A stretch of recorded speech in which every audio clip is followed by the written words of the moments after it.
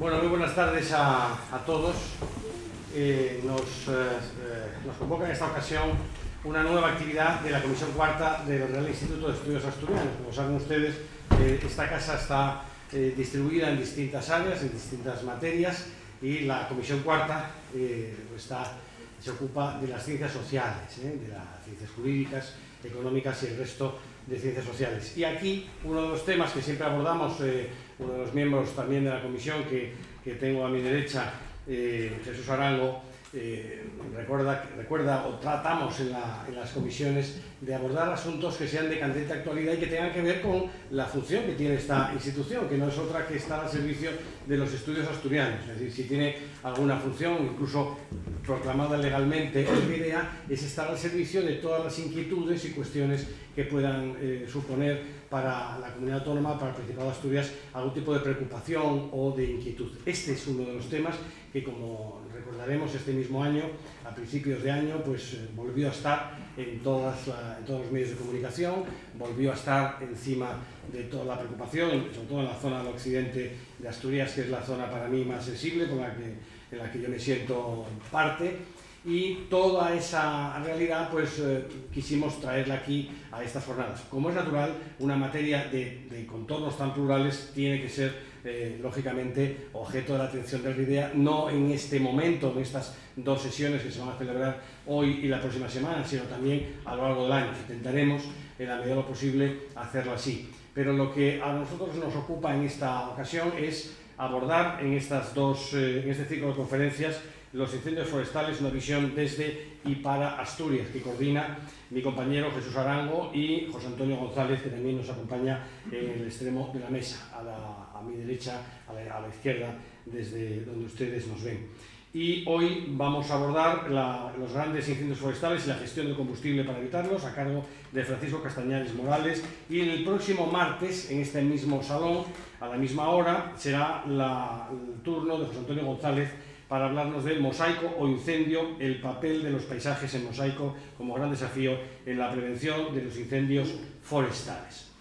Cedo la palabra tras esta presentación, y lo hago en mi calidad de presidente de la Comisión Cuarta, pero siguiendo el encargo del director del Real Instituto de Estudios Asturianos, a el miembro del RIDEA, miembro también de la Comisión Cuarta, Jesús Arango, para que introduzca al presentador y a su vez al ponente.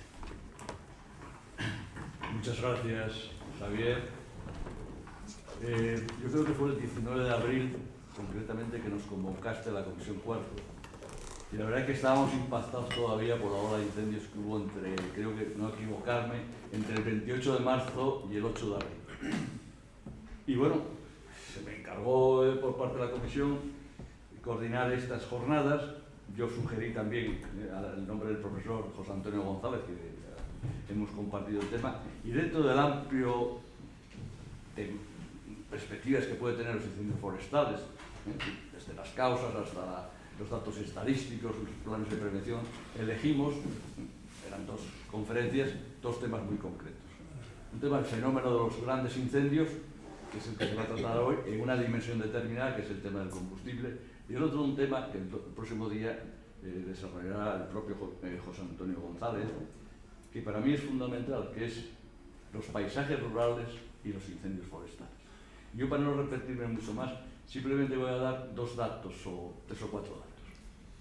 Cuando yo trabajaba ya, era joven, en SADEI, en el año 76, el organismo entonces encargado de los temas forestales, se llamaba ICON, el Instituto para la Conservación de la Naturaleza, y ya desapareció con las transferencias, nos encargó un estudio que estuve ojeando estos días, que era el estudio sociológico sobre posibles factores de los incendios forestales en la cornisa cantábrica, que la división regional del ICONA incluía Asturias, Campo y Cantabria, antes era Santander, entonces Santander, y Vizcaya, y creo que era Guipúzcoa.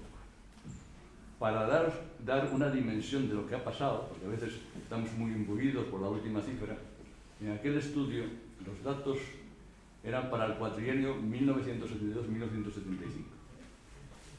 Y en Asturias, en esos 4 años, se quemaron 8.200 hectáreas.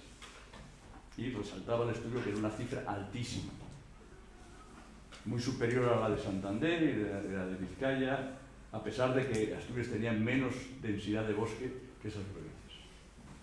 Si eso lo comparamos con el último cuatrienio, es decir, de los últimos 4 años, incluido este año que no ha acabado, ese cuatrienio se han quemado en Asturias 62.000 hectáreas en números redondos. No ha acabado de tener.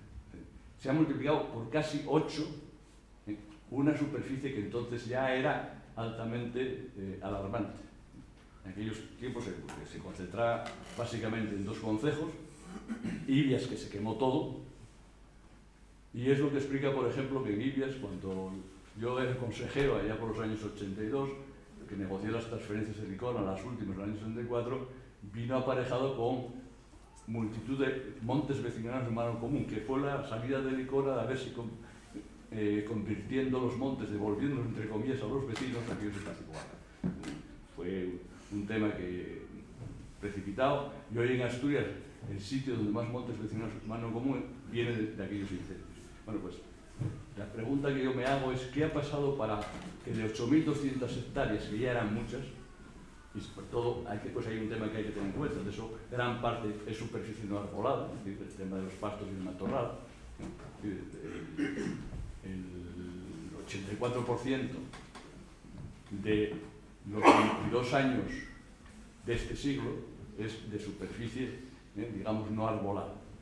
¿Qué ha pasado para que hemos pasado de esos 8.200 a los 62.000 del último año? Es la pregunta que hay que hacer. Y eso liga las cosas a otro tema que a lo mejor hacemos consideraciones el próximo martes, que es el despoblamiento, el cambio en los paisajes y toda una problemática que explica la pérdida de la propiedad forestal, etc. Yo, sin más, voy a ceder la palabra a José Antonio González para que presente hoy a nuestro conferenciante Francisco Castaño. Bueno, primero agradeceros a todos la presencia en un día vísperas del puente, en la que todos tenemos planes y en que estos temas suelen quedar un poco fuera del interés general. Cuando Jesús me planteaba la organización de estas jornadas, los dos compartíamos enfoque, era fácil organizar porque tendríamos un poco la perspectiva que acaba él de nombrar ahora de la dinámica que hay en el medio rural y cómo se traducía en determinados problemas como el de los grandes incendios forestales que estaban asolando el año pasado en Asturias. Cuando nos pusimos a trabajar en ello, esa foto que acaba de hacer Jesús se completaba en un año en el que en 4 meses habían quemado 40.000 hectáreas, pero lo más importante no eran las superficies que se habían quemado, sino un fenómeno que empezaba a barrer Asturias de oeste a este, que era la aparición de grandes incendios forestales. En esas 40.000 hectáreas teníamos 12 grandes incendios forestales, es decir, incendios de más de 500 hectáreas.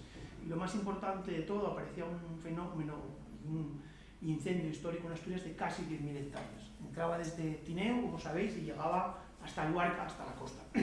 Eran fenómenos, en cuanto a incendios, no conocidos en Asturias, pero que se ponían en relación, como dice Jesús, y una cuestión que compartimos, con la dinámica del paisaje que tenemos. La dinámica del paisaje que tenemos en Asturias se compacta y da lugar a que haya espacios proclives a que se desarrollen estos grandes incendios forestales. A partir de ahí empezamos a buscar una temática en la que coincidiéramos y en la que nos propusiese soluciones y entendimos que los paisajes son grandes contenedores de biomasa. La biomasa es a partir de lo cual se desarrollan los incendios. Entonces fue cuando decidimos que posiblemente Paco Castañares, por la trayectoria que tiene y por el enfoque que da a los incendios forestales, puede ser una persona que nos aportara un poco de luz a la hora de resolver el tema. Y sin más, paso a presentarlo. Él entiende los incendios forestales desde la perspectiva de la gestión activa del territorio y de la gestión del combustible, es decir, ese gran desencadenante de estos fenómenos hoy casi globales ya. Es presidente de la Asociación Extremeña de Empresas Forestales y de Medio Ambiente en la actualidad, además de presidente del grupo de amigos del Parque Nacional de Monfragüe. Fue alcalde de Serradilla entre 1983 y 1989, diputado de la Asamblea de Extremadura entre el 87 y 1999, director general de la Agencia de Medio Ambiente en la Junta de Extremadura y, sobre todo, por lo que destaca su trayectoria, es por haber sido quien impulsó los planes de incendios forestales en Extremadura, siendo el precursor de los diferentes planes de protección contra incendios forestales que tenemos en la actualidad. sin más, yo le doy la palabra directamente a Paco para que desarrolle su ponencia. Bueno, muchas gracias, José Antonio. ¿Los dos? Sí, no va a ser mucho, mira que yo tengo una voz potente. Buenas tardes, un placer, como pueden imaginarse, estar en una tierra para mí tan querida como Asturias. Desde que se desencadenó el fenómeno al que hacía alusión Arango, en el mes de marzo, abril de este año, estamos a punto de decir el año pasado, pero todavía es este año, no hemos cambiado el año. Yo he estado, esta es la quinta vez que vengo a Asturias y las 5 veces ha sido para hablar de incendios forestales. Es decir, he estado con, la mayor parte de los actos ha sido con la Unión de Campesinos Asturianos, en su mayor parte ganaderos, que tienen una preocupación añadida a la preocupación que tiene el espectador medio que sufre los incendios y que tiene que ver, lógicamente, con qué se producen en su medio, se producen en el lugar en el que viven, del que viven además y en el que trabajan, y encima son muchas veces, de manera injusta, señalados con el dedo acusador de la responsabilidad de provocar esos incendios. Y seguramente me han llamado tantas veces porque yo suelo hacer una introducción para, si cabe, de parvulito. Yo vengo de aquella época de Licona también. Yo fui transferido a la Junta de Extremadura siendo funcionario de Licona en 1984. Trabajaba ya en el parque, entonces Parque Natural de Monfragüe, y me transfirieron a la Junta de Extremadura en 1960. Me transfirieron ya siendo alcalde de mi pueblo y estando en excedencia. Realmente al servicio como funcionario de la Junta de Extremadura he estado escasamente un año trabajando, ¿no? por una excedencia, por razones de servicios especiales, por razones fundamentalmente políticas. El fuego ya estaba aquí mucho antes de que llegáramos los humanos. Es decir, el fuego no es ni más ni menos que el mecanismo de regulación que tiene la naturaleza para evitar que el crecimiento de la vegetación colapse. La vegetación es un ser vivo, como todo ser vivo, nace, crece, se reproduce y muere. Si no hay control, si no hay mecanismos de regulación, que evidentemente la naturaleza tiene muchos mecanismos para controlarlo, entre los cuales estamos nosotros, los humanos, a partir de que aparecimos sobre la faz de la Tierra, el aprovechamiento del ramoneo del ganado, que limita su crecimiento, pero por sí solo no es capaz de controlar un crecimiento tan desaforado. En la península ibérica, los crecimientos de la vegetación, de la biomasa en definitiva, está entre 3 y 6 toneladas de vegetación nueva cada año por hectárea. En la cornisa cantábrica, el frente atlántico, estará seguramente en su estado más alto, e incluso superará en muchas ocasiones ese crecimiento máximo que tiene de media en buena parte de la península ibérica. Ustedes se imaginan perfectamente que con esos crecimientos de vegetación a lo largo de la historia del planeta Tierra, si no hubiera habido elementos de regulación, estaríamos muertos, seríamos un desierto, porque habría colapsado el planeta entero simplemente por el crecimiento de la vegetación. Nosotros aparecimos en un momento determinado de la historia del planeta y durante mucho tiempo sufrimos y vimos lo que ocurría con incendios que eran recurrentes. No había, por tanto, humanos, pirómanos ni incendiarios, como ahora les llaman a los que pueden estar pegando fuego, que estuvieran prendiendo porque no dominaban el fuego. No, el fuego era una cosa extraña, que nos daba miedo y que nos hacía huir de él, como todos los animales salvajes del entorno en el que se producen, ¿no? Entonces, aprendieron que el fuego daba calor y que en un momento determinado llegaron a controlarlo y a dominarlo. Es a partir de ese momento cuando se puede hablar de civilización. Es decir, la civilización humana tiene su origen en el dominio del fuego por nuestros antepasados muy atrás en la prehistoria.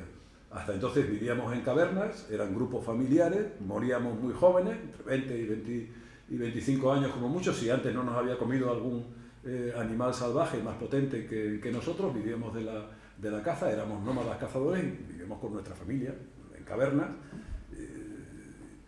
con taparrabos en invierno y sin taparrabos en verano porque hacía más calor, pero no había otra. Éramos una especie animal más, depredadora, que cazaba otros animales más grandes y que tenía pues una interacción determinada muy parecida a la que podían tener otras grandes especies animales del planeta, sin mayor trascendencia. Es precisamente cuando aprendemos a dominar el fuego cuando tenemos una capacidad de interactuar de manera más contundente sobre la evolución de la propia vegetación y del propio paisaje. Es decir, el fuego nos permite cocinar alimentos y eso supone una gran evolución, un gran avance, y nos permite calentarnos. Y a partir de ahí nos permite también abrir espacios al monte, imitando lo que ocurre cuando caen 7 rayos de una tormenta y prenden fuego porque hay combustible seco y se prende con facilidad porque está en disposición de arder, nos permite abrir espacios al monte y eso hace que nos convirtamos también en agricultores y en ganaderos. No empezamos a sembrar lechugas de la noche a la mañana, pero éramos nómadas porque obteníamos caza, otros animales de los que alimentarnos que se iban moviendo, eran también transhumantes, eran también nómadas en función del alimento donde lo había. Nos acordábamos donde se producían higos, donde se producían cualquier tipo de frutos silvestres y sabíamos la época en la que se producían y íbamos allí cambiando nuestro lugar de residencia para poder obtenerlos. El abrir espacios al monte nos permite traer aquellos frutos y empezar a cultivar aquellas especies y empezar a utilizarlas también como alimentos recurrentes sin necesidad de tener que movernos. Empieza a avanzar la civilización, todo de la mano del fuego. Por tanto, proscribir el fuego como se ha proscrito durante tantos años, a partir de aquellos momentos, el fuego convivía en paz con nosotros, incluso cuando se producía de manera natural o artificial en la naturaleza y quemaba montes. En aquellos tiempos eran los de Felipe González, lo recuerda muchas veces, ¿no? Cuando el monte se quema, algo suyo se quema, era la publicidad institucional de Licona, ¿no? Y algunos, en Galicia, algunos ponían coma, señor conde, ¿no? Cuando el monte se quema, algo suyo se quema, señor conde, no era del populacho, era de la nobleza propietaria de la grande superficie en algunas zonas de nuestro país. Bueno, realmente el problema se comienza a producir con la gravedad que hemos llegado a sufrir más recientemente a partir de aquellos incendios que conseguían quemar en toda una temporada 8.000 hectáreas y que hoy se pueden quemar en un solo incendio, como el de Valdez, creo que era, el que empezó en Tineo y acabó en Luarca Valdez, ¿no? Es un incendio que triplica el mayor incendio que hasta entonces había habido con los datos registrados en la historia del Principado de Asturias, en la historia de Asturias, incluso de antes de ser Principado, ¿no? Cuando era una provincia más del Estado español. Entonces, a partir del momento en que se produce el gran fenómeno migratorio, los campos estaban hasta ese momento habitados. La gente vivía en el campo, no en los pueblos, en el campo. Yo soy de una familia campesina, mis padres eran cabreros, mi abuelo, mi bisabuelo y mi tatarabuelo eran cabreros y mi familia vivió siempre en el campo. Y cuando el gran éxodo se produce, finales de los 50, principios de los 60 y hasta los 70 fundamentalmente, en algunos lugares se prolongó un poco más, hay una gran migración, un gran abandono del medio rural y un gran abandono de las actividades agrícolas y ganaderas y forestales que hasta entonces habían estado realizando, ¿no? ¿Qué ocurre a partir de ese momento? Pues ocurre que ya no había gente que utilizara las leñas para calentar sus casas en los 4 meses largos de época fría, de invierno. Ya no había gente que hiciera el desayuno, la comida y la cena un día tras otro, 365 días al año para alimentarse en el campo. Yo soy todavía de esa última generación que vivió allí, y ya no había gente que cultivara la tierra.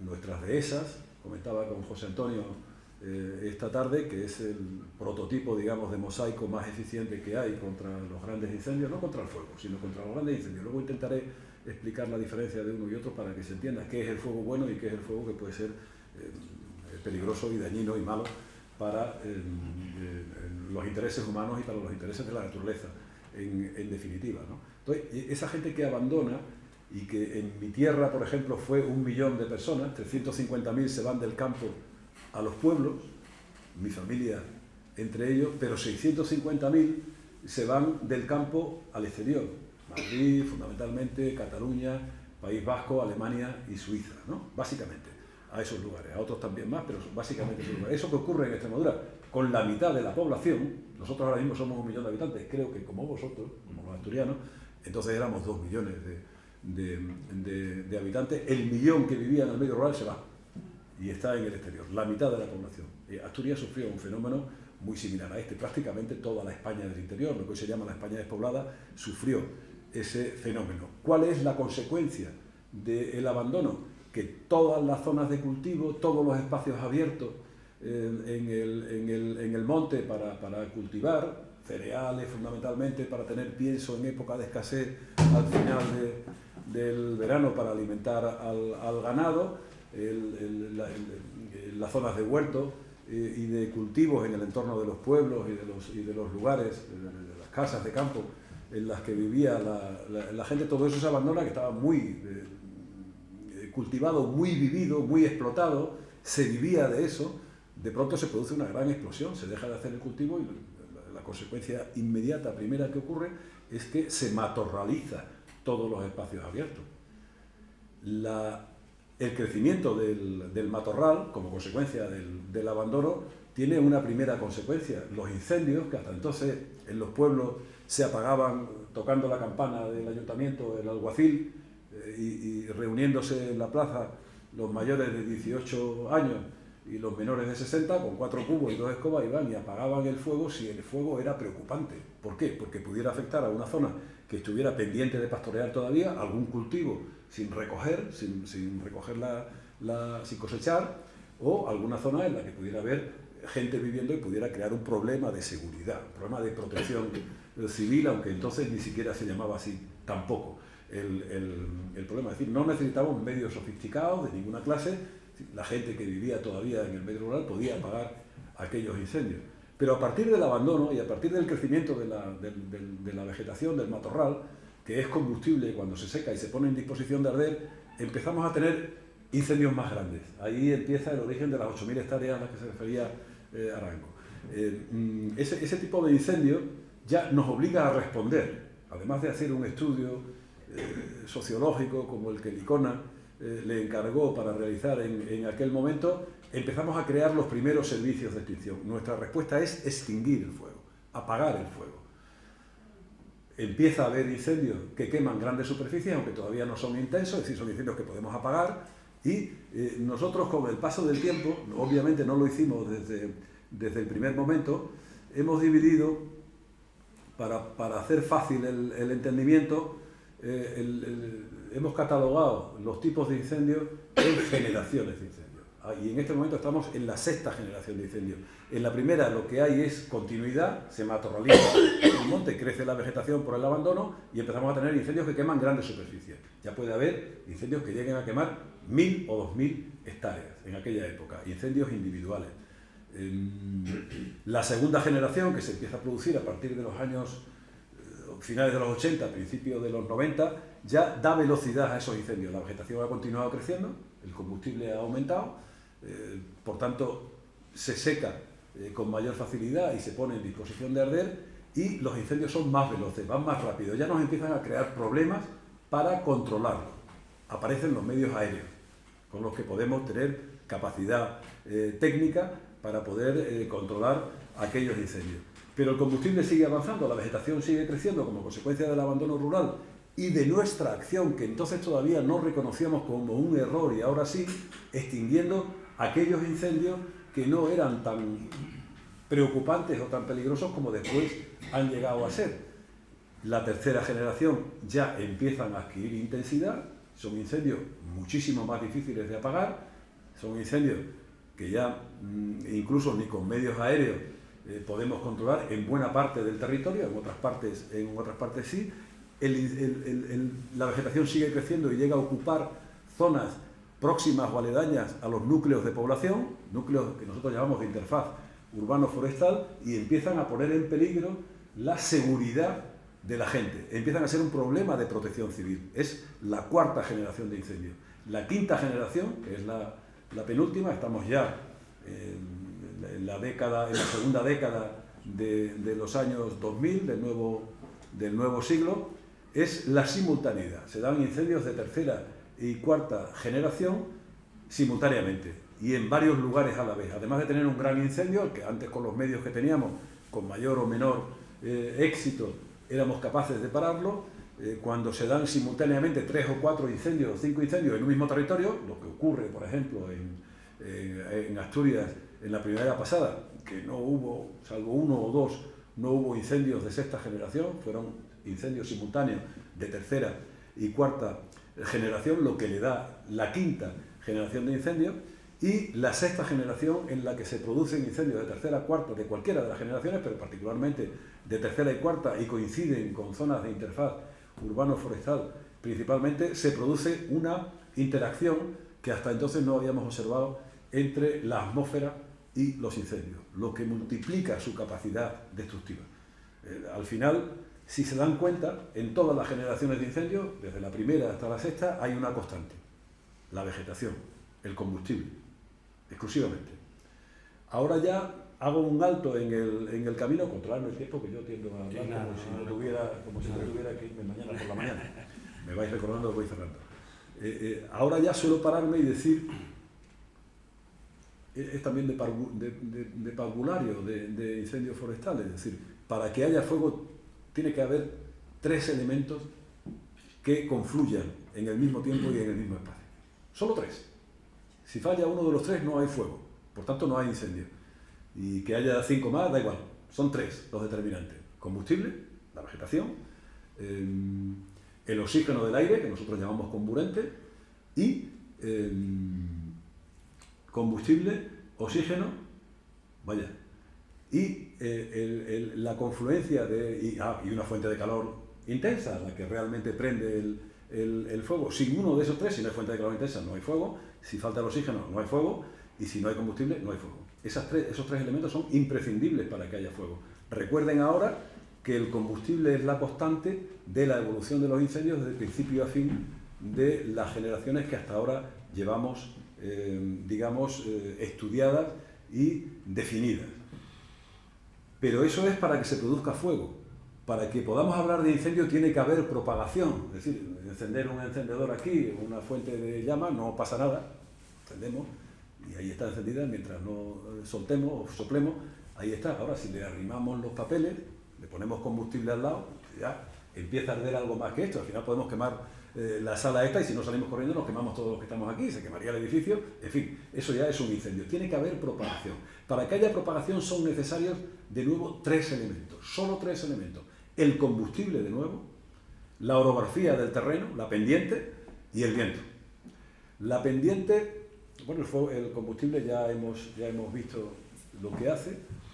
La pendiente, la orografía, cuando el fuego avanza ladera arriba, avanza muy deprisa, porque las llamas, que tienen al tener calor, ser caliente, el aire caliente saben que pesa mucho menos que el frío, por tanto sube muy deprisa, ¿no? Tiran hacia arriba, y hacia arriba se van encontrando las siguientes copas de los árboles, porque la ladera está avanza muy deprisa, es un fuego de copas.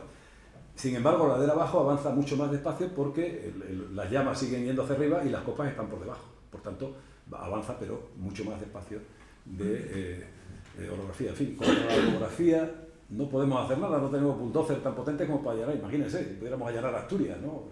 Mi tierra, que es mucho menos montañosa que Asturias, es imposible. La orografía es la que es. El viento sopla cuando quiere, no tenemos su capacidad de controlarlo. Por tanto, la única capacidad que tenemos para actuar en la propagación del fuego, frenar la propagación del fuego y tener capacidad de extinguir los incendios que se produzcan, es el combustible. Uno, solo. Los otros 2 no importan. No tenemos el mecanismo de control. Pero es que para que haya fuego, solo tenemos una posibilidad también. Tenemos 2. Pero la segunda no es exclusivamente humana, se da en la naturaleza.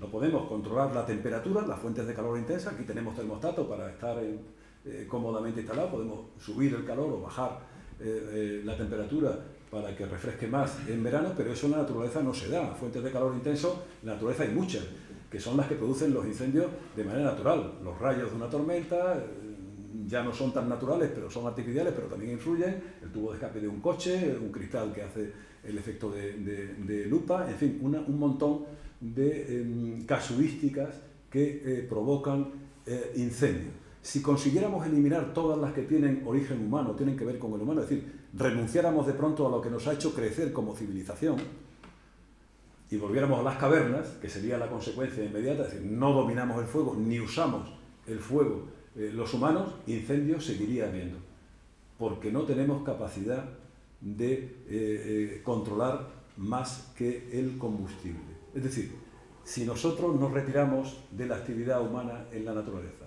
si renunciamos al uso del fuego, incendios va a seguir habiendo. Entonces, perseguir a humanos porque usan el fuego a lo mejor de manera negligente o no lo usan de manera adecuada, es tan erróneo como que en principio vamos contra nuestra propia capacidad de evolución, lo que nos ha hecho avanzar como seres humanos, estar aquí, todo lo que utilizamos, todo lo que usamos para calentarnos, para cocinar, para movernos, el tren, los coches, todos tienen motores de combustión. Ahora están ya sacando los eléctricos y tal y cual, pero al fin y al cabo no es ni más ni menos que una forma de combustión también mucho más evolucionada. Es decir, no podemos renunciar a eso, pero si renunciáramos, seguiría habiendo incendios. Si seguimos persiguiendo a la gente que aún vive en el campo, los pocos ganaderos y agricultores que viven en el medio rural y que están una población muy envejecida que habría que proteger, lo que tendremos será incendios mucho más grandes en esta zona cada 8 o 9 años, cada 7 o 8 años, depende de la meteorología, porque no solamente se tiene que dar que haya una abundancia de vegetación y por tanto de combustible, se tiene que secar o tiene que reducir la humedad de manera que esté en disposición de arder. Y ahora les cuento otro elemento que es también de parvulario, es decir, la vegetación tiene un 300% que es agua y un 100% que es materia seca. Cuando se reduce la humedad de la vegetación por debajo del 200%, decimos que está en disposición de arder. Es decir, si hay una fuente de calor intensa que se pone en contacto con la vegetación, arderá y provocará un incendio si hay continuidad en el campo y condiciones para la propagación. Y si hay mucho combustible, será un incendio muy intenso, y si hay una cantidad de combustible superior a 10 toneladas por hectárea, será un incendio que estará fuera de capacidad de extinción y contra el que no podremos luchar de ninguna de las maneras. No tenemos capacidad de extinguirlo hasta que no salga a una zona en la que haya menos vegetación, o llueva de manera abundante, o cambie las condiciones meteorológicas y nos permitan de nuevo recuperar la capacidad de extinción que habíamos perdido con anterioridad. Cuando baja del 100% la humedad de la vegetación, está la vegetación muerta, ya no tiene solución. Es decir, se va a quemar sí o sí, más tarde o más temprano, si no la retiramos. Entonces, ¿qué es lo que ha ocurrido? Que como nosotros abandonamos primero el espacio en el que vivíamos, que era la naturaleza, el monte, y después, al empezar a haber incendios que empezaban a ir contra nuestros intereses, que fundamentalmente era la explotación y el aprovechamiento de la madera, en aquella época respondimos extinguiendo el incendio. Y hemos pasado en pocas décadas de usar el fuego para evolucionar, para calentarnos, de que el fuego sea nuestro principal amigo y nuestro principal aliado, puesto que nos ha hecho convertirnos en civilización y progresar, empieza a ser nuestro enemigo. Y como tal, lo hemos tratado. Hemos cometido muchos errores en los últimos 40 o 50 años. Desde el gran fenómeno migratorio para acá, hemos cometido muchos errores, porque fundamentalmente lo que hemos hecho ha sido responder con la extinción a cualquier fuego que se produzca en la naturaleza. Y buena parte del fuego que se produce en la naturaleza, además de ser natural, es bueno, porque ayuda a regenerar, primero a quitar combustible sobrante, a regenerar pastos, a mejorar el suelo y a hacer mucho más productivo el entorno forestal, que con el crecimiento de la vegetación lo que va haciendo es empobrecerlo, porque hay más seres vivos que necesitan alimentarse de un suelo que no tiene capacidad de alimentar a tantos. Entonces, realmente hemos respondido con la extinción y lo que hemos hecho ha sido provocar incendios cada vez más grandes. Es cierto que el 98% de los incendios que se producen los apagamos. Totalmente cierto. Tenemos los mejores medios de extinción, seguramente en España, incluso son mejores y más eficaces que los que hay en California, que es el mejor servicio de extinción del mundo, es el Cal Fire, el servicio de extinción de California. Pero hemos cometido errores muy graves, y es no entender el papel del fuego, que es bueno en la naturaleza. Y aquí les voy a poner un ejemplo que van a entender fácilmente. ¿Podríamos vivir sin agua? No, ¿verdad? Ni nosotros ni ningún ser vivo que hay en la naturaleza si no tuviéramos agua. Por tanto, el agua es imprescindible para vivir, es nuestra amiga, es nuestra principal aliada. Ahora, cuando caen 250 litros por metro cuadrado en una hora, se produce una inundación torrencial, se lleva por delante barriadas enteras, pueblos, y mata a mucha gente. ¿El agua es mala? No. Lo que pasa es que ese tipo de fenómenos meteorológicos que casi todavía nos sorprenden a pesar de los avances en materia de estudio de la meteorología y del clima. Hoy he estado viendo un proyecto interesantísimo que están desarrollando José Antonio y algunos compañeros más en un valle muy interesante próximo a Gijón, que desde luego es un fenómeno que no es solamente un proyecto, una idea, sino que ya es una realidad, que hay que además replicar para que se aplique en otros lugares, basada en la ciencia y en el conocimiento del medio, sin despreciar el conocimiento de la gente que vive en el campo y que ha vivido en el campo y en esa zona durante años, los mayores, para que trasladen, hagan su transferencia de conocimiento y de la tecnología de entonces, para que podamos adaptar nuestra capacidad tecnológica de hoy y anticiparnos a las situaciones y poder prevenirlas. Como les decía, el agua no es mala, sin ella no podemos vivir. Ahora, 250, 300 litros por metro cuadrado nos llevan por delante a todos. No hay fuerza humana que pueda eliminar eso. Con el fuego pasa lo mismo. El fuego es bueno. Con él nos calentamos, con él nos alimentamos, con él hemos evolucionado. Claro. Unos incendios que se mueven a velocidades de 8.000, 9.000 o 10.000 hectáreas por hora de velocidad de propagación, no hay naturaleza ni especie humana, por mucho avance tecnológico que tenga, capaz de resistirlo. Y eso se produce siempre por la acumulación de combustible. Es decir, por algo sobre lo que nosotros podemos actuar. Contra el agua no podemos hacer nada. Es decir, que unas condiciones meteorológicas confluyan para que una gota fría en un momento determinado haga caer 250 o 300 litros por metro cuadrado en una hora, en un lugar de nuestro país o de cualquier zona del planeta, se da en todas partes del mundo, no podemos hacer nada para prevenirla. Para evitar incendios como los que se produjeron en la primavera pasada aquí en Asturias, sí podemos hacerlo. Es gestionar el combustible, es controlar el crecimiento de la vegetación y yo diría más, aprovecharla. Si la clave está en el combustible, todas las fórmulas, todos los métodos, incluso yo iba a hablar también del mosaico, por tanto de la gestión del paisaje, por lo que estamos hablando es de gestión del paisaje, pero como va a entrar a fondo dentro de una semana mi amigo José Antonio, se lo voy a dejar para él. Son métodos que contribuyen a controlar el avance del fuego, es decir, son lugares o zonas desprovistas de vegetación que no hacen otra cosa sino imitar lo que hacían nuestros antepasados antes de que se produjera el gran fenómeno migratorio, y que ellos tienen tan estudiado, no solamente por su formación, sino por la experiencia de los mayores que les han contado cómo lo hacían anteriormente y cuál era la repercusión de hacerlo de una determinada manera o de hacerlo de otra determinada manera.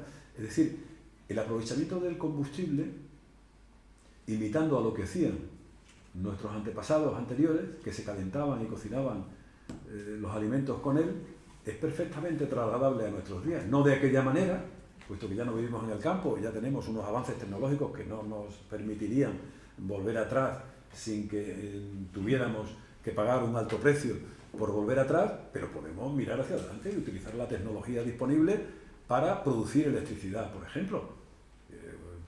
UNOSA, ahí en el entorno de Mieres, una fábrica de una térmica que la utilizaban para producir electricidad hasta ahora con carbón, a partir de ahora la están reconvirtiendo para que funcione con biomasa forestal y elimine o consuma anualmente 250 o 300.000 toneladas al año de vegetación que obtiene en el entorno.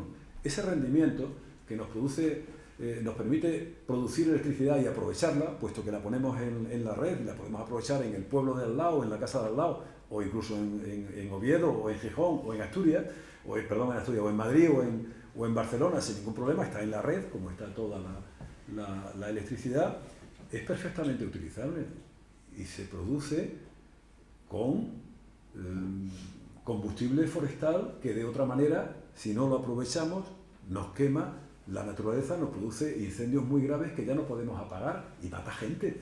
Todavía hoy, en una zona tan civilizada y tan avanzada como Europa, las muertes por incendio forestal son mayores que las muertes por terrorismo, y todos los países están el que no está en alerta 5, que es el máximo nivel de alerta por riesgo terrorista, fundamentalmente yihadista, está en riesgo en nivel 4, como ocurre con España. Pues los muertos por incendio forestal en Europa son más desde el año 2010 para acá que los muertos por terrorismo, y lo son cada año además, no un año puntualmente porque hubiera unos incendios terribles en Grecia o en Portugal y mataran a 65 personas en Pedrogao Grande o a 44 luego en el norte de Portugal, en el Valle de Loiría, ni mucho menos, ¿no? Es decir, estamos hablando de algo que es una constante, es decir, estamos hablando de seguridad, de protección civil.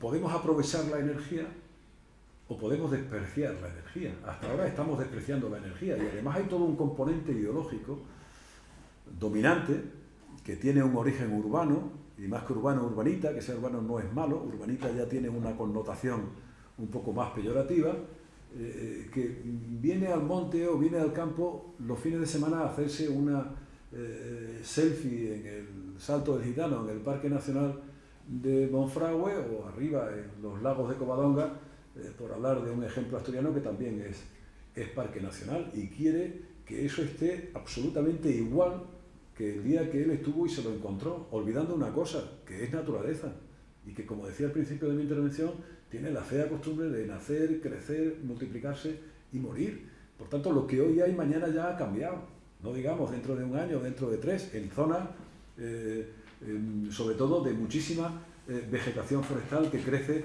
sin ningún tipo de control. Entonces, la equivalencia en términos energéticos del crecimiento de la vegetación que hay en España. España tiene 27,7 millones de hectáreas forestales en su conjunto, de las cuales 18 millones de hectáreas son arboladas, y esas 18 millones de hectáreas arboladas producen, vamos a poner el rango medio de crecimiento del que les hablaba antes, entre 2 y 6 toneladas por hectárea y año, 2 toneladas por hectárea y año, son 36 millones de toneladas por hectárea y año. Cada hectárea de vegetación, de biomasa, equivale a 0,4 toneladas de petróleo, algo menos de media tonelada de petróleo, cada tonelada de vegetación, de biomasa, y cada tonelada de petróleo equivale a 7 barriles y medio, barril Brent, que es lo que se comercializa, lo que conocemos, los precios el petróleo ha subido a $100 el barril Brent o a $70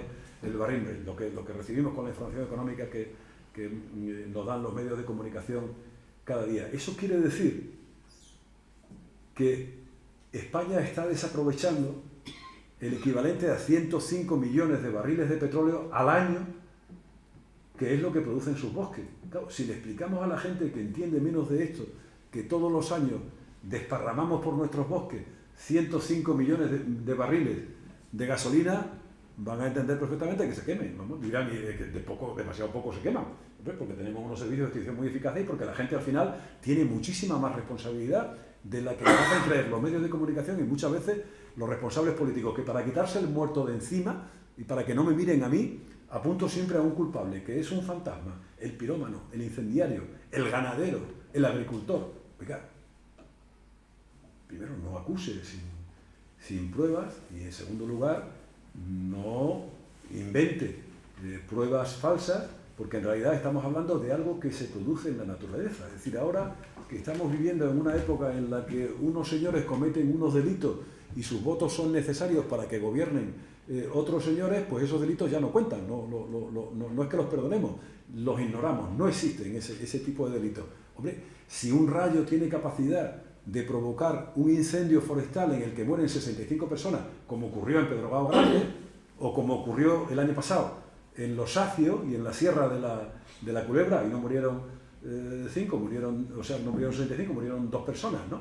Pero que se producen esas muertes porque hay una causa natural que hace el fenómeno de la ignición para que después, como hay mucho combustible, el fuego se propague y tenga capacidad de matar, acusar a alguien que a lo mejor lo que estaba haciendo era quemar unos restos de poda indebidamente en un momento determinado en el que no debería haberlo hecho, quizá porque no le damos la información que hoy tenemos y que tendríamos que poner a su disposición para que, oiga, usted no haga esto hoy, que hoy se puede liar la de San Quintín, que hoy se puede provocar un gran incendio forestal, que hoy se puede provocar una gran catástrofe.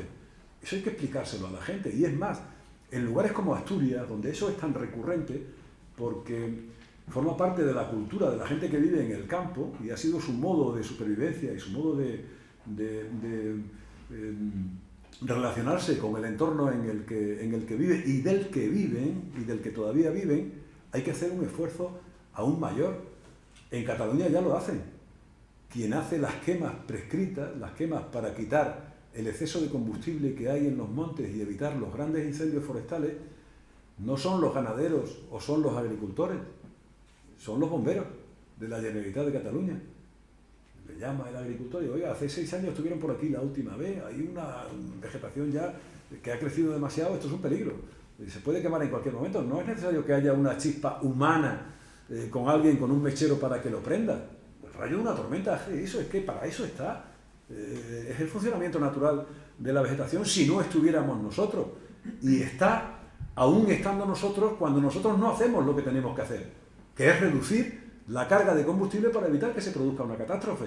La naturaleza es sabia y lo que hace es suplir la falta de actividad que nosotros tendríamos que realizar, nosotros y los demás consumidores de vegetación, los otros grandes herbívoros salvajes y domésticos, y lo suele hacer, aunque tarde más, siempre de manera contundente. Cuando la naturaleza actúa, lo hace sin compasión de ninguna clase. Cuando hay una superpoblación animal de una especie cualquiera, hay una pandemia, no hay un justiciero universal en los cielos que manda con el dedo divino, ¡pum!, una pandemia. Como no manda el rayo, no. Simplemente al final se debilita la especie y se muere el 50, el 60% de la población y vuelta a empezar de nuevo. Con la vegetación ocurriría lo mismo, desaparecería. Hombre, el calentamiento global y el cambio climático ya nos debe poner ante la preocupación de que sí pudiera ocurrir, o que sí ocurriera con mayor dificultad la capacidad de autorregeneración, sobre todo en muchas zonas del planeta. No se da en el norte, esta será de las últimas zonas verdes que quedarán en la península ibérica, pero dentro de 50 años yo no sé qué va a ocurrir en la meseta y sobre todo en el sur y en el oeste de la península ibérica, no solamente Extremadura, Andalucía, Castilla-La Mancha, el sur de Castilla y León y la parte equivalente de Portugal, pero las condiciones meteorológicas que tuvimos el año pasado, esas reiteradas olas de calor extremo, que eran la excepción, eso no se da todos los años, serán la norma en el 2035. Para eso solo faltan 12 años, para el 2035, menos, 11 años y algunos meses. Para el 2035, lo que ahora es excepcional, en 2035 será lo habitual.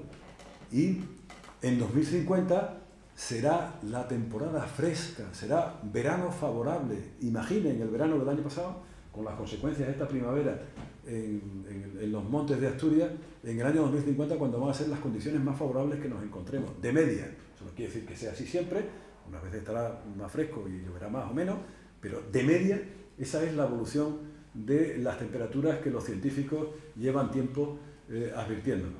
Es más, si consiguiéramos en el planteamiento de lucha contra el cambio climático alcanzar los objetivos de la Conferencia de París, que todo el mundo reivindica hoy día, en el que limitáramos el crecimiento de la temperatura media del planeta 2 grados, 1,5 grados, 2 grados, ¿saben lo que son 2,5 grados, 1 grado la temperatura media del planeta? En el que están incluidos los polos, Polo Norte y el Polo Sur y las zonas más frías del planeta, pues igual significan 6 o 7 u 8 grados de crecimiento de temperatura en las zonas cálidas, en las que vivimos nosotros, la península ibérica, particularmente el sur, el centro y el sur de la península ibérica. ¿Se imaginan un verano como el del año pasado, con 2 grados de temperatura más media del planeta, que aquí serían 7 o 8 grados más? Sería imposible la vida. Es decir, nos estamos jugando mucho y no podemos confiarlo todo como hacen desde el gobierno. Cambio climático, hay que luchar contra el cambio climático, por supuesto, y hay que hacer todo lo posible porque las cosas que generan el calentamiento global y lo que ahora llaman cambio climático reduzcan su capacidad de destrucción. Pero en el mejor de los casos, nosotros ya estamos perdidos.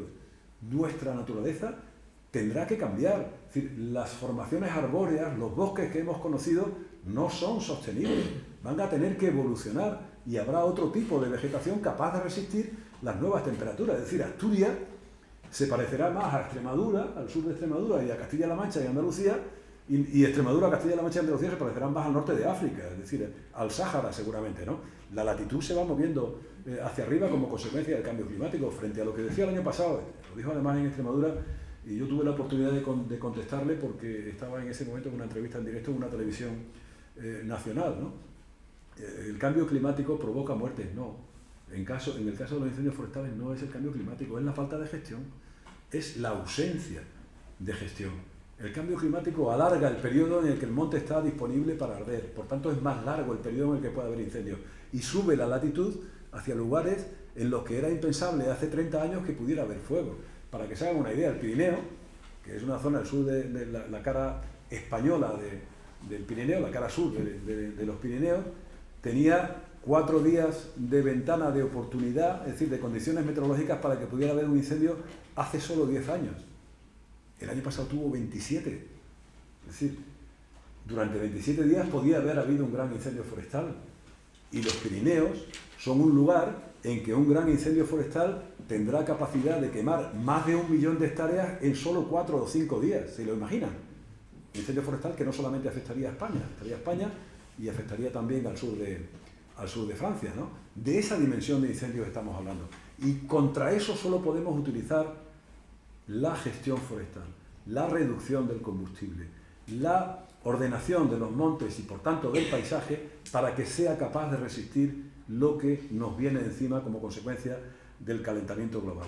Respondimos a aquellos incendios, y con esto ya termino y hacemos un coloquio si ustedes lo tienen a bien, respondimos a aquellos incendios creando los servicios de extinción. Y cuando los incendios nos ganaron la mano, respondimos incorporando medios aéreos con unas capacidades tecnológicas de lanzar agua, etc. Pero claro, cuando se produce un incendio, como decía antes, con cargas de combustible superiores a 10 toneladas de combustible disponible para arder por hectárea, se generan intensidades térmicas superiores a los 10.000 kilovatios metro. En un metro, 10.000 kilovatios. Es decir, la vida humana aguantaría menos de 1 minuto sin quemarse, sin desintegrarse. El agua que echan los helicópteros y los hidroaviones no llega a tocar las llamas, porque con 1.200 grados de temperatura se evapora bastantes metros, decenas de metros, antes de llegar a tocar las llamas. Son incendios que están fuera de capacidad de extinción. Y la responsabilidad de esos incendios es nuestra, colectiva, como sociedad, y de los gobiernos que adoptan medidas que tienen más que ver con lo ideológico que con lo científico. Y llevamos muchos años peleando con los gobiernos, no con este, con todos los gobiernos, incluso con los gobiernos de las comunidades autónomas que son ahora los que tienen la capacidad y la competencia de gestionar los incendios forestales. Con la respuesta a aquellos incendios con los medios de extinción, lo que hicimos fue multiplicar los propios incendios. Les decía antes que el 98% de los incendios que se producen los apagamos y nos queman el 2% de la superficie final que se quema cada año. Pero es que el 2% de los incendios no somos capaces de apagarlo y nos queman el 98% de la superficie. Son los mega incendios forestales, los grandes incendios forestales, no los que dice la ley que son de más de 500 hectáreas, que ese es un término en los años 70 de la ley de incendios forestales que se ha quedado ya obsoleto, desgraciadamente, porque ya hay que hablar de incendios extremos, más de 5.000 hectáreas fundamentalmente de superficie quemada. Entonces, si respondemos apagando los incendios y no tenemos en cuenta que la vegetación crece a un ritmo de entre 2 y 6 toneladas por hectárea cada año, se va acumulando y va creciendo. Y si no la sacamos, si no extraemos esos excesos de combustible y los aprovechamos energéticamente o de la manera que más rendimiento nos puedan dar, se están acumulando y están creciendo. Si apagamos los incendios que podían controlar eso, como ha hecho siempre la naturaleza, estamos propiciando que esa vegetación continúe aumentando, acumulándose y secándose. y llega un momento en el que el rayo de una tormenta, no hace falta que sea ningún irresponsable o ningún pirómano o incendiario con ideas asesinas, el rayo de una tormenta, de las que hay en verano tantas, prenderá fuego y Asturias, como Extremadura, arderá en una pira si no hay gente que mantenga el paisaje con el paisanaje tan necesario para que efectivamente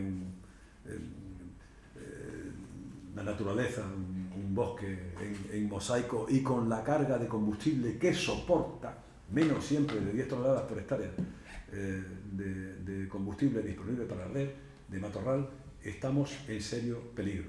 Cuanto más eficaces somos apagando, es la paradoja de la extinción, cuanto más eficaces somos apagando los incendios que podemos apagar, más grande será el incendio que vendrá. Porque si no sacamos el combustible que crece y se acumula cada año, ni permitimos que se quemen incendios de baja intensidad, más tarde o más temprano se va a quemar. Y se va a quemar de una manera mucho más violenta cuanto más tarde en quemarse. Es decir, cuanto más eficaces seamos apagando los incendios que podemos apagar, que no nos engañemos.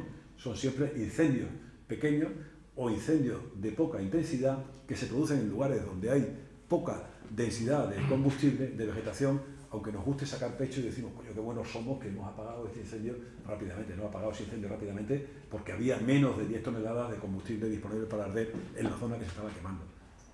Y como consecuencia de haberlo apagado, y si no lo saca y lo aprovecha, igual dentro de un año, de 2, de 3, hay un gran incendio al que ya no vamos a ser capaces de poder apagar. Tan serio como eso es de lo que estamos hablando. Por tanto, hay 3 soluciones. Ya ven que todo tiene 3 cosas, 3 elementos para que se produzca fuego, 3 elementos para que se propague, 3 elementos o 3 argumentos, en este caso mejor, para que podamos evitar estos grandes incendios. Uno es el aprovechamiento económico, el más barato, el más rentable. Si lo utilizamos como energía, puesto que es energía, y es energía que se quema, combustible, pues estamos dotándonos de algo que necesitamos, porque 105 millones de barriles de petróleo al año, que es a lo que equivale el crecimiento anual de la vegetación de los bosques españoles, es el 20% del consumo total del país, con la industria, la automoción y las familias, el consumo domiciliario, el 20%. Y estamos pagando los petróleos y los gases al precio que los estamos pagando. ¿Sacar el combustible del monte es caro? Claro que es caro, pero no creo yo que sea más barato sacar petróleo del Mar del Norte o a 800 o 1000 metros en la superficie de un desierto en Arabia Saudí. No creo que sea más barato que eso. Todo depende de la tecnología para poder realmente hacer las actividades que se hacen. Y la tecnología depende de la cadena de valor. Si lo que se hace es rentable y vale dinero, las empresas invierten en investigación, innovación y en desarrollo tecnológico y cada vez tendrán herramientas más eficaces para recolectar el crecimiento de la vegetación que hasta ahora no aprovechábamos. Esa es la manera más razonable porque es rentable.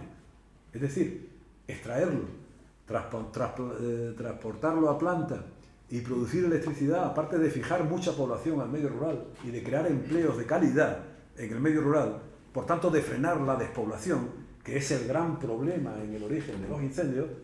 José Antonio les hablará dentro de una semana, ya les he dicho yo que el fenómeno del crecimiento del combustible y de la matorralización se produce a partir de que nos vamos del campo y lo dejamos abandonado. Es decir, es la falta de población la que está en el origen de los grandes incendios forestales.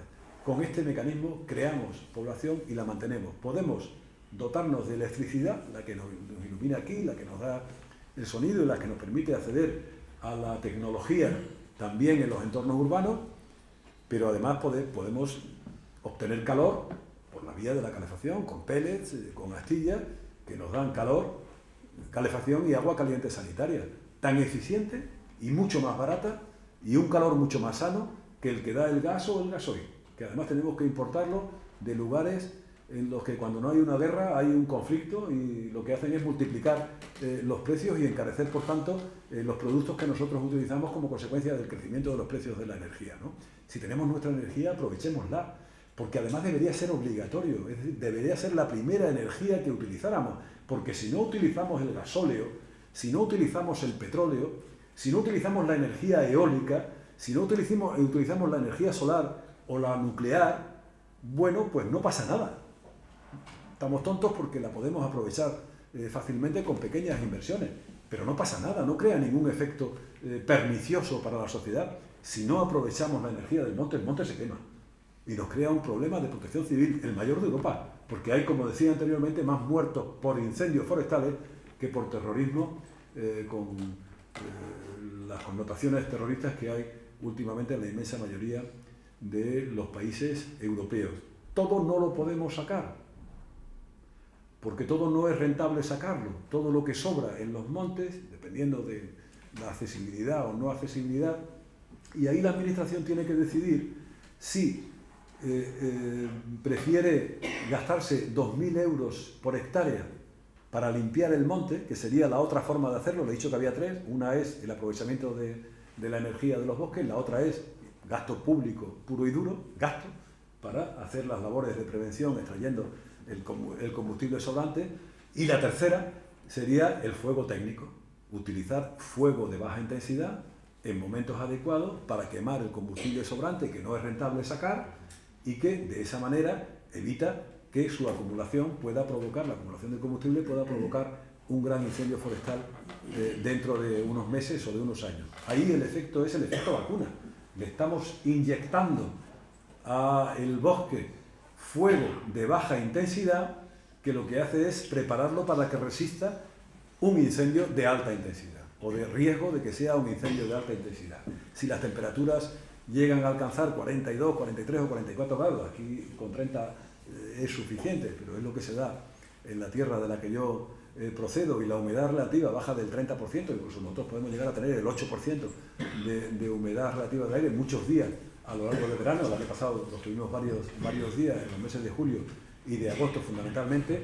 El monte va a arder, pero si tiene la carga de combustible que tiene que tener, no más de 10 toneladas por hectárea, los bomberos pueden apagar el fuego y pueden apagarlo sin poner en riesgo sus vidas, y ese fuego no va a crear un problema en ningún lugar, ni va a amenazar la vida de los habitantes del entorno. Entonces, además las tres fórmulas son perfectamente compatibles. Es decir, usar el aprovechamiento para producir energía se puede hacer en la inmensa mayoría de los montes en los que haya acceso. La inversión pública es necesario hacerla para actuar en lugares como el Parque Nacional de Monfragüe, como los parques nacionales o como los espacios naturales protegidos, que tienen una delicadeza mayor en cuanto al uso que hacemos de los recursos naturales que allí se producen. Pues ahí se hace con gasto público. Y lo que no sea rentable convertir en energía, ni merezca la pena hacerlo con gasto público, lo hacemos aplicando el fuego técnico, lo que hacían nuestros antecesores, lo que hacían nuestros antepasados en el campo.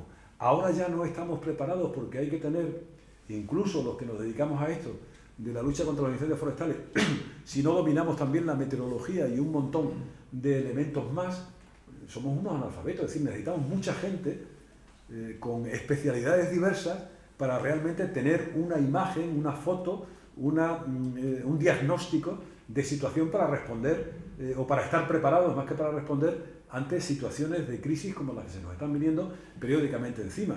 Es decir, eso no se lo podemos exigir a los ganaderos ni a los agricultores, que bastante tienen con manejar su ganado y cultivar sus tierras, pero sí pueden hacerlo los servicios de extensión, que además les sirve para entrenamiento, les sirve de entrenamiento con fuego real y les permite estar en condiciones de luchar de una manera mucho más eficiente y eficaz contra los grandes incendios que nos vendrán dentro de 7 u 8 años, haya o no origen humano en ellos. Y dentro de 8 o 9 o 10 años siguientes, después de ese periodo de tiempo, volverán a venir los siguientes. Entonces preparémonos, porque el fuego solo es posible combatir utilizando el único elemento sobre el que tenemos capacidad de gestión. No podemos gestionar el clima, no podemos gestionar el calor, no podemos gestionar la humedad, no podemos gestionar la meteorología, no podemos gestionar el viento, pero podemos controlar el combustible. Y sin combustible no hay fuego, y sin combustible no hay propagación.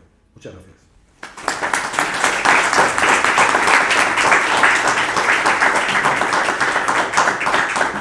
Muchísimas gracias por esta brillantísima exposición, Francisco. Y ahora, como él había indicado, comenzamos, y también es habitual en estas sesiones de IDEA, bueno, pues un coloquio. Si ustedes quieren ahora formular alguna pregunta o plantear o compartir con nosotros alguna reflexión, este es el momento. Si alguien... A mí me gustaría, para abrir el foro, sobre el tema de, claro, aquí se juntan dos circunstancias. Una, la que apuntaba que era una extraordinaria salida, la posibilidad de que haya, se vaya a quitar todo este combustible para que se pueda utilizar a efectos energéticos y otros, ¿no? Pero aquí se une la cuestión también del despoblamiento de esas zonas donde hoy en día están teniendo los incendios forestales fabulosos aquí en Asturias. La cuestión es decir, cómo llegar rentas para que esa gente que está en esas zonas pueda tener una opción de vida, es decir, que le suponga una rentabilidad ir a limpiar el monte. Es decir, a llegar rentas a esa gente para que pueda de alguna manera servirse de todo ese combustible, aparte de la cuestión ambiental y la cuestión que supone para, vamos, de defensa para evitar estos incendios forestales. Yo creo que la clave de Arco aquí es justamente el tratar de ver como una opción para que esa gente que vive en esos pueblos y que está justamente en esos núcleos rurales pueda tener un beneficio económico por esta recogida de ese combustible. Sobre todo lo que hay que hacer, lo que tenemos que intentar conseguir es que viva segura, nadie les acuse de ser pirómanos o incendiarios, para empezar, y en segundo lugar que viva segura, es decir, que mañana no va a haber un fuego que vaya a quemar su pueblo, o el lugar en el que vive, o su entorno. Hay muchos pequeños núcleos de población en los que vive una familia, no más, o dos o tres, ¿no? En Extremadura son pequeños los pueblos, pero no llegan a tanto como aquí, algunos de las urbes sí, ¿no? Las urbes tienen 40.000 hectáreas, en su gran mayoría públicas, fueron repoblaciones forestales que hizo el ICONA precisamente por la pérdida de suelo en los años 50-60, y tiene 53 núcleos de población en el interior. Un incendio como el de Pedrobao Grande, que quemó 40, como el de Pedrobao Grande, no, como el de el norte de Portugal, el incendio que se produce el 15, 16 y 17 de octubre, que alcanzó velocidades de propagación de 14.000 hectáreas por hora y mató a 14.000 personas, significa que una comarca entera como las Urdes en Extremadura se quemaría en hora y cuarto, con los 53 núcleos de población dentro. Es decir, es imposible evacuar a esa gente. O tenemos medidas de seguridad alrededor de los núcleos de población, es decir, desprovistas de vegetación para evitar que el fuego llegue a las casas, y con la suficiente amplitud y la suficiente generosidad, que no pasa nada por quitar el matorral y dejar solo los árboles frutales o las especies que, siendo frondosas, no son tan inflamables, no conducen tan rápidamente el fuego, tenerlas como si fueran zonas de cultivo, como siempre fueron, porque ahí estaban los huertos y estaban los prados donde tenía la gente el ganado alrededor de los pueblos, y sobre todo las zonas de cultivo, los huertos.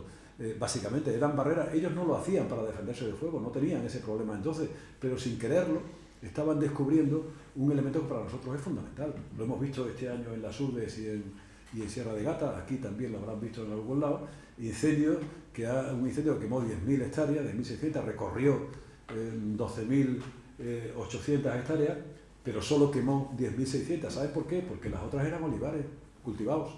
Y tú ves todo negro, no me he traído presentación porque no suelo hacerlo, pero le pasaré las imágenes a José Antonio para que, si quiere, aparte de las que él tenga, lo utilice en su conferencia, que es los olivares rodeados, los pueblos rodeados de olivar, que son un seguro de vida contra el fuego. Si los olivares están cultivados, si los olivares están sin cultivar, el fuego pasa igual que pasa por cualquier otro tipo de vegetación. Entonces, ¿qué podemos hacer? Primero, dar seguridad. Segundo, generar una iniciativa que crea empleo y, sobre todo, que necesita de gente joven para poder trabajar con sueldos dignos, no los sueldos del medio rural, sueldos de la industria dignos, estamos hablando de 1.500, 1.600 euros mensuales, y además con una gran capacidad de pago. Es una empresa como Acciona, yo conseguí convencer al presidente de Acciona para que hiciera la planta de Logrosán, que el otro día arrancó ya las obras, están ya con la cimentación hecha y avanzando. No va a arrancar, de hecho, hasta la primavera del 2025, pero dentro de 6 meses ya tiene que empezar a acumular restos forestales, biomasa, para poder estar en condiciones de empezar a hacer las pruebas y demás. Eso va a significar 200 empleos entre la planta y el campo, y sobre todo 200 pequeños autónomos o 200 pequeñas empresas que van a estar trabajando con sus vehículos. Esa planta va a incorporar 30 camiones 365 días al año. Y si quieres dejar descansar a la gente los sábados y los domingos, pues serán 40 camiones. El resto de los días laborables al año lo que va a hacer. Toda esa actividad económica, que ya tiene más se asemeja más a lo industrial que a lo rural, a lo agrario o a lo ganadero, va a permitir realmente que haya retorno de gente que actualmente vive en la ciudad y está en desempleo, o tiene idea de vivir en un lugar mucho más agradable, y si tiene un nivel salarial tan alto como el que pueda tener la ciudad, y el coste de la vida es mucho más pequeño en los pueblos que en las grandes ciudades, sin duda, en ninguna casa, porque ahí tienes tus gallinas, ahí tienes por tanto tu huevo, tienes tus cabras, ahí tienes por tanto tu leche y tus cabritos, tienes tu cerdo y tienes tu matanza, en fin, mucho más fácil de la vida y mucho más barata la vida en el entorno rural que en el entorno urbano. No hay capacidad ahora mismo de mantener a la poca gente que va quedando, pero si hacemos cosas de estas, que además dotan de energía no solamente a la gente que vive en el entorno rural, sino a gente que vive en el entorno urbano, y multiplica el valor de lo que hasta ahora no valía nada y solo servía para quemarse en grandes incendios forestales, estamos creando una nueva expectativa, hemos cambiado el paradigma, estamos evitando los incendios y estamos creando y fijando población al medio rural. ¿Qué beneficio recibe la gente que está en el campo ahora mismo con sus actividades agrarias y ganaderas? Pues mire, que le vamos a hacer la limpieza de los montes y sus entornos, y se va a hacer de una manera rentable. Algo valdrá lo que estamos sacándole allí, que antes solo servía para quemarse, también al productor, al dueño de la tierra, o al ganadero o al agricultor que vive de su trabajo en el campo. Es decir, el efecto multiplicador de lo positivo es tremendo, y el efecto de lo negativo no existe. Es decir, un aerogenerador eólico en lo alto de una sierra impacta gravemente, daña el paisaje, está estropeando las vistas y el valor turístico para el turismo rural que tiene nuestra naturaleza. Las placas solares que ponen en las dehesas de mi tierra, pues son decenas y miles y centenares y miles de hectáreas continuas con espejitos mágicos para producir una electricidad que nosotros necesitamos, para abastecer Madrid, para abastecer Cataluña y para abastecer el País Vasco fundamentalmente. Nosotros solo consumimos, me refiero a los extremeños, el 14% de la energía que producimos. Sin embargo, la energía que de verdad nos crea un problema si no la aprovechamos, la del bosque, la biomasa, la estamos dejando en el campo. Somos unos señoritos, somos unos nuevos ricos, también los que no lo somos. Pues eso es de pobre, brasero, picón. No, hombre, no, ya se puede utilizar dando el interruptor de la luz, el aire acondicionado, la calefacción, el agua caliente sanitaria. Es decir, y además estamos vacunando el monte contra los grandes incendios forestales. Y estamos ayudando a la gente que vive en el entorno rural a que no sufra la presión de los incendios forestales, y además a que no les llamen terroristas, como les llaman en algunos lugares. Por favor. Sí, un comentario. Básicamente estoy totalmente de acuerdo con la exposición que has hecho, en el sentido de poner el foco en la prevención, en el manejo de combustible, porque particularmente en territorios como Asturias, básicamente las condiciones de extinción son muy difíciles. Es decir, hay que hacer hincapié, totalmente de acuerdo, en prevenir ese manejo de combustible que planteabas de diferentes maneras. O sea, lo que decías, uso como biomasa, quemas prescritas, totalmente de acuerdo por ese lado. No, discrepo un poquitín en cuanto a la evolución histórica, estando de acuerdo también en lo básico, porque hay un momento en el que cambias el término fuego al término incendio, y yo creo que el matiz es importante. Es decir, el fuego como herramienta, forma parte de la historia de la humanidad, totalmente de acuerdo. Cuando hablamos de incendio, hablamos de la progresión del fuego sin control. Eso es, lo dice la ley además, es así. Correcto. Entonces, a veces en los discursos se mezclan las dos cosas, y yo creo que es importante, tengo claro que tú no los confundes, pero bueno, que quería hacer ese inciso. Y luego, relacionado con, desconozco las condiciones al efecto de tu tierra, de Extremadura, pero conozco las de Asturias. Me parece que se parecen muy poco. Aquí no apagamos el 90% de los incendios, aquí a lo mejor apagamos el 10% si se arregla. Entonces, es un matiz bastante diferente, que tú hablabas, en otros sitios los apagáis porque os interesa apagarlos. Quiero decir, aquí en muchos casos, por la despoblación o por la orografía, muchos incendios terminan cuando se termina el combustible. Pero bueno, eso es una cuestión lateral. Particularmente quería incidir cuando otra confusión entre la persona que provoca un incendio y agricultores y ganaderos. Creo que ya somos todos mayorcitos para empezar a dejar de confundir. Quiero decir, quien provoca un incendio, de acuerdo con la actual legislación, está cometiendo un delito. Entonces, creo que no hacemos ningún favor ni a los agricultores ni a los ganaderos jugando con esa confusión. Quiero decir, o queremos decir que los ganaderos provocan incendios y de alguna manera blanquear esa actuación que está tipificada como delito, o quiero decir, llevamos a las cosas por su nombre y decimos, hay en Asturias el 90% de los incendios, en base a las investigaciones desarrolladas por las brigadas de incendios forestales, como tú conocerás bien, con la técnica de las evidencias físicas, que no es que a alguien le parezca que son provocados, es decir, tú vas descartando una serie de factores causantes y estableces que es un incendio provocado. En esta tierra, el 90%, podemos bajarlo al 85, al 80%, son provocados. Entonces, hay un factor ahí que obviamente es determinante. Entonces, en este caso, ya te digo, estando de acuerdo con tu exposición, creo que en las condiciones de Asturias hay que poner el foco en esa causalidad. Entonces, ¿cómo decir? Utilizaste el no perseguir, que entiendo, es retórica, entiendo lo que quieres decir, no estás tratando de justificar que quien provoque un incendio, pero creo que hay que ser muy prudente en esos términos, porque cuando no se llaman las cosas por nombre, puede parecer que estás dando alas a unas acciones que yo considero que son absolutamente irresponsables. O sea, la persona que sale al monte en condiciones, como tú dijiste toda la charla, el número 3, 30-30-30, o sea, 30 km por hora de viento, 30% de humedad y 30% de temperatura, aquí con 20 ya tenemos suficiente. Quien sale al monte a prender fuego en esas condiciones, quiero decir, tiene muy poco que ver con el asturiano o con el Astur. Termino ya, con el Astur que hace 2000 años limpiaba para hacer quema y sacar ahí unas patatas. Entonces creo que es un poquitín... No, vamos a ver, yo entiendo tu preocupación, ¿no? Yo, para empezar, diré que yo soy responsable de lo que digo, no de lo que otros dicen que digo. Yo soy responsable de lo que digo, ¿eh?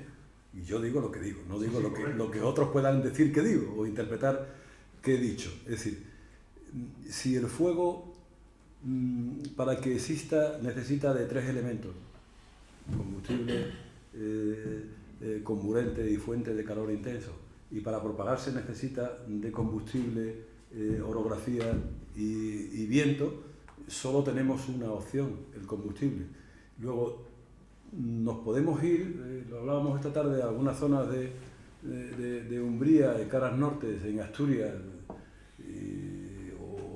o al Molinón, al estadio del Sporting de Gijón, o al Carlos Tartier, ya que estamos... Mejor Carlos Tartier. Estamos moviendo. O al Carlos Tartier con un soplillo, ¿verdad? Y no hay narices de prender el fuego. ¿Por qué? Porque no hay combustible. Porque el combustible que hay, que es la hierba, el césped, no está disponible para arder. Tiene más del 300% de humedad al que me refería entonces. Entonces, el que haya alguien que pueda prender incluso intencionadamente, yo no creo que sea tanta la gente que quiera prender intencionadamente para que haya un incendio de las características que al final hay, pero es una opinión subjetiva mía.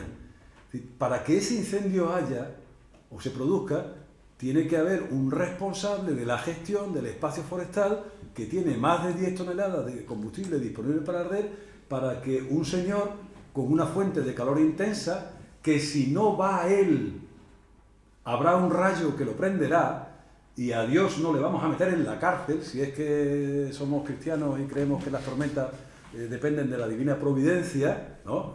Repasamos. Los incendios de Asturias se produjeron efectivamente por causas humanas.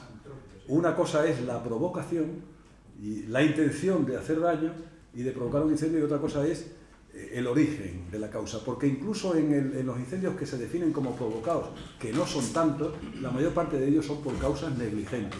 Y si hubiera que enjuiciar, es cierto que la ley dice lo que dice, pero podría decir otra cosa, si los que legislan no fueran los que tuvieran que autoinculparse, es decir, yo condenaría al responsable. Ya hay fiscales que están preguntando, en Asturias también, me consta porque me han pedido información, que están preguntando por el estado en el que se encontraban los montes que se quemaron en la primavera pasada.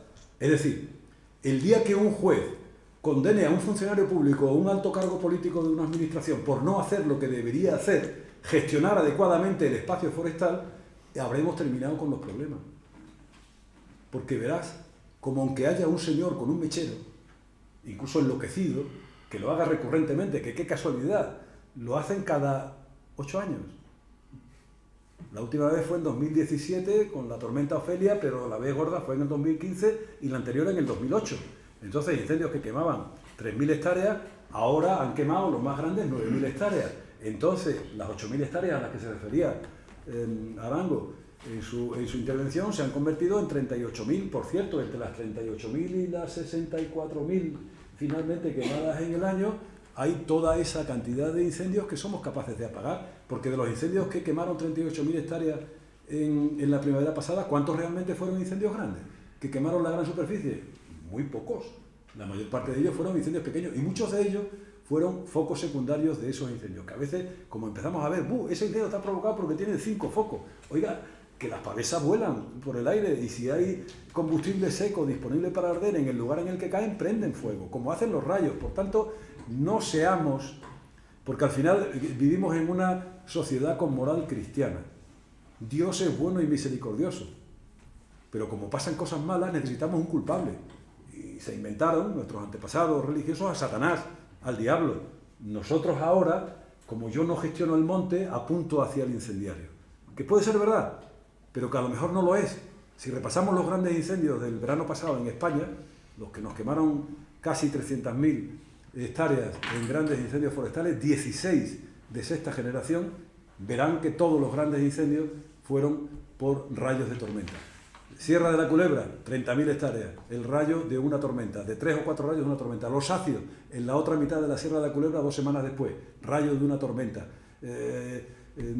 Añón del Moncayo, rayo de una tormenta. Las Urdes, Sierra de Francia, rayo de una tormenta. La inmensa mayoría, sobre todo los grandes incendios, los que quemaron más de 5.000 hectáreas, no los de 500, fueron rayos de una tormenta. ¿Que hubo algunos provocados? Por supuesto. Pero es que no necesitaba que nadie los provocara. Ya está ahí el fuego, que es, como digo, el mecanismo de regulación que tiene la naturaleza para controlar el exceso. Muchísimas gracias. Estamos muy pillados de tiempo, pero la última pregunta que levantaba la mano usted. Sí. Aquí también. Una cosa, tiene que ser breve porque tenemos yo intento que salir, porque además hay un funcionario. Yo también intento ser más breve. Sí, por favor. Breves, preguntas breves. Muy breve. Solo refería a Asturias, conozco bastante bien Extremadura, pero hay muchas diferencias con Asturias. En Asturias, yo creo que tenemos 3 zonas, si queremos hablar del centro. Y lo que más nos afecta es la media montaña. Ni tenemos problemas en la alta montaña, ni en la rasa costera, ni en las zonas de agricultura. Porque, entre otras cosas, lo de la gestión, que algunas cosas se han hecho bien. De la época de Arango está en no dejar plantar indiscriminadamente en zonas de uso agrícola. Y en lo que está en Asturias, zona alta, que es mecanizable, se han hecho pastizales y se han parado muchos incendios. Un gran problema que tiene la media montaña asturiana es, primero, que es privada. Entonces la gestión es de una propiedad privada con una ley de montes pública. Luego, la mitad de Asturias, básicamente en Narcea, hacia allá, la propiedad es, incluso los montes, es privada. No son montes de UP. Entonces la gestión de la administración está limitada. Y luego, otro problema es cómo se ha ido gestionando, cómo atacar el fuego. La gente propietaria no puede tocar lo suyo, no puede defender lo suyo. Y los bomberos se les ha dotado de camiones que no entran por los caminos. Llegan, como mucho, a entrar al pueblo y allí se quedan, se no pueden pasar.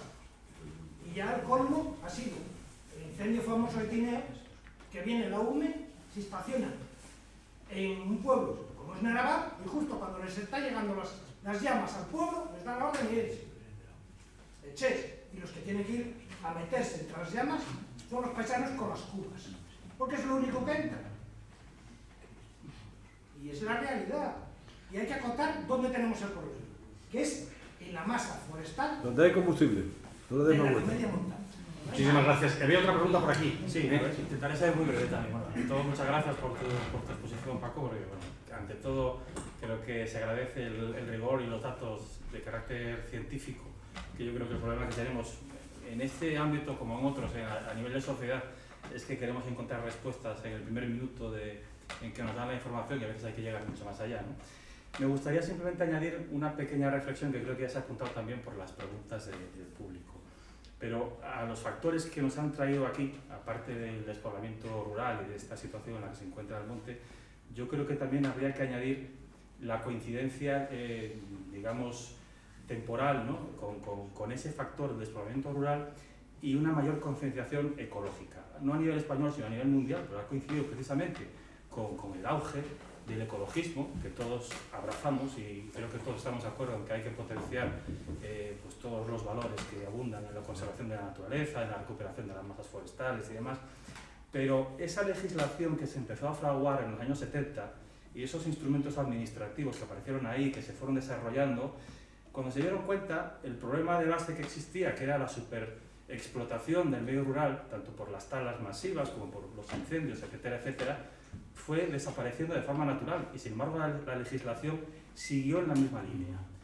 Cada vez más protección, menos agresión y estamos en un momento, creo que de desbalance en el que lo que tenemos es un exceso de legislación y un defecto de gestión total, que es donde está el problema, donde encontramos propietarios que solicitan que se hagan quemas prescritas. Aquí en el Principado de Asturias pasan 3, pasan 4 años y no se aprueban por la administración.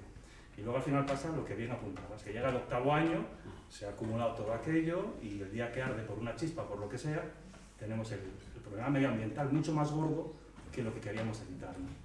Y ese problema, es lo que quería decir a modo de reflexión, que la legislación al final está siendo el principal escollo.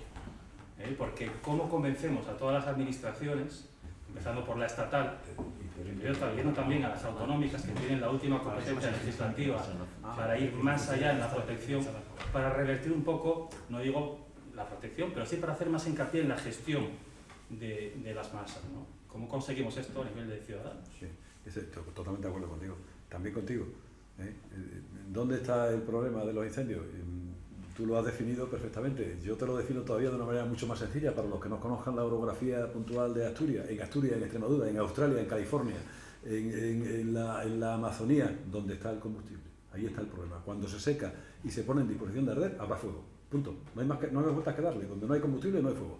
O donde el combustible que hay todavía por su humedad no está en disposición de arder, tampoco habrá fuego. Pero el problema acabará siendo más tarde o más temprano el combustible. Y con respecto a lo que dice, la legislación y los responsables políticos han caído en un exceso de proteccionismo que nada tiene que ver con el funcionamiento de la naturaleza, es decir, lo hace sin base científica y sin conocimiento real de la gente, sin que le trasladen su propia experiencia vital, gente como la que vosotros habláis en vuestro valle, los más mayores, perfectamente, porque bueno, estos viejos no saben más que tonterías de cuentos de aquella época, no, conocen perfectamente lo que ocurre porque dependía de lo que ocurriera a su vida. Ahora ya nosotros no depende de eso, pero para ellos sí. Entonces no había protección social, ni había subsidio de desempleo, no había ni jubilación, ¿no? Entonces dependían lo que fueran capaces de sacar del campo de ellos. Pero como botón demuestra, el año pasado, y es una técnica o digamos un dato estadístico que se ha producido a lo largo de los últimos 10 o 12 años, y este año hemos visto que se ha producido también con las connotaciones específicas de este año, es decir, el lugar donde más incendios se producen son en los espacios naturales protegidos. Parques nacionales, reservas de la biosfera, zonas de especial protección de aves y Red Natura 2000. Están quemando por encima, 10 puntos por encima de lo que proporcionalmente le corresponde.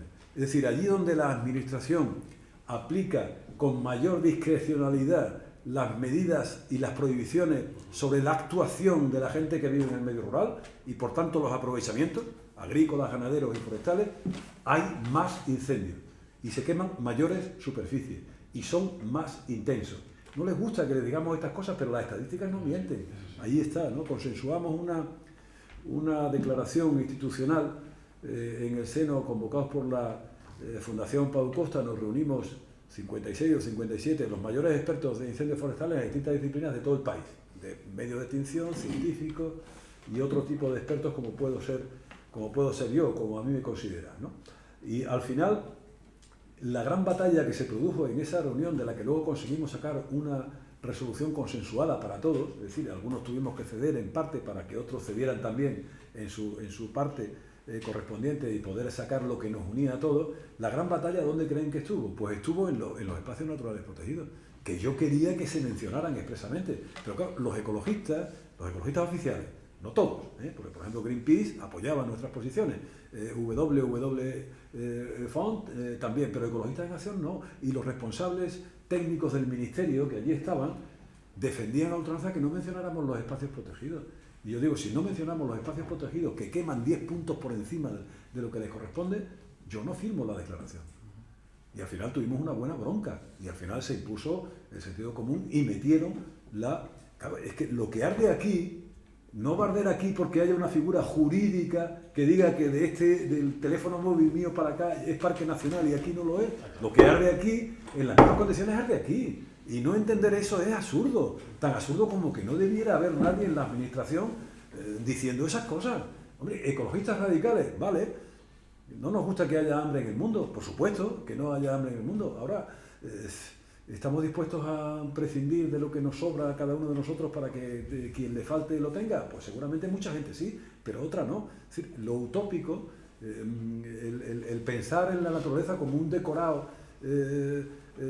inamovible, es irreal, es falso. Es decir, la naturaleza no es un jarrón chino, no es un cuadro de Velázquez o una escultura de Michelangelo Buonarroti. Es un elemento vivo que mañana ya es diferente a como es hoy y que pasado mañana reacciona de manera diferente si la meteorología le pone en disposición de arder.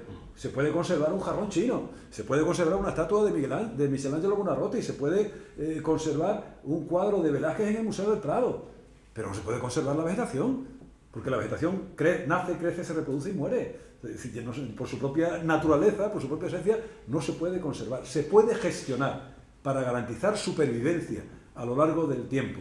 Y eso es lo que tiene que entender todo el mundo. Y sobre todo, todo el mundo que tiene responsabilidades y toma decisiones que nos afectan a todos.